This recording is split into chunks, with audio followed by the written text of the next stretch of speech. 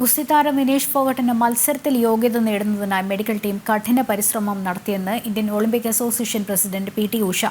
Semi final മത്സരത്തിന് ശേഷമാണ് താരത്തിന്റെ ഭാരം വർദ്ധിച്ചത് എന്നും പി.ടി. ഉഷ വ്യക്തമാക്കി. താരങ്ങൾക്ക് സാധ്യമായ എല്ലാ സൗകര്യങ്ങളും നൽകിയിട്ടുണ്ടെന്നും ഒളിമ്പിക്സ് നിയമാവലി പ്രകാരമാണ് വിനേഷ് ഫോഗട്ടിനെ അയോഗ്യയാക്കിയതെന്നും കേന്ദ്ര കായികമന്ത്രി മൻസുഖ് മാണ്ഡവ്യ പാർലമെന്റിൽ അറിയിച്ചു. പാരീസ് ഒളിമ്പിക്സിൽ സുവർണ നേട്ടത്തിന് തൊട്ടരികെ നിൽക്കുമ്പോഴാണ് അമിതഭാരം കാരണം ഗുസ്തി താരം വിനേഷ് ഫോഗട്ട് അയോഗ്യയാക്കപ്പെട്ടത്.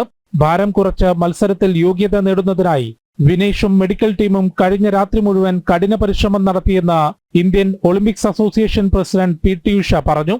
സെമി ഫൈനൽ മത്സരത്തിന് ശേഷം ടീമിന്റെ പരിശോധനയിൽ വിനേഷ് ഫോഗട്ടിന്റെ ഭാരം 50 കിലോഗ്രാമിനേക്കാൾ കൂടുതലാണെന്ന് കണ്ടെത്തിയിരുന്നു.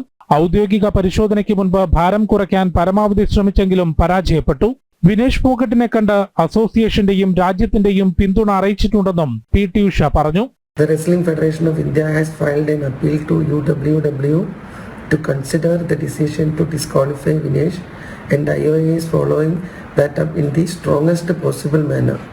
I am aware of the relentless effort made by Vinesh medical team led by Dr. Dinshaw Patiwala and the Chief Dimission Gagan Naran through the night to ensure that she could meet the competition requirements.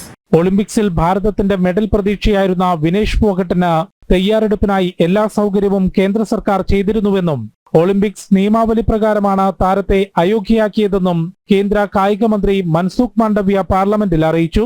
ഭാരപരിശോധനയിൽ Vinesh ഫോഗട്ടിന് അനുവദനീയമായതിനേക്കാൾ 100 gram അധികമാണെന്ന് കണ്ടെത്തിയതെന്നും അദ്ദേഹം പറഞ്ഞു. विनेश का वजन 50 kilo 100 ग्राम पाया गया, इसलिए वे स्पर्धा के लिए अयोग्य घोषित की गई।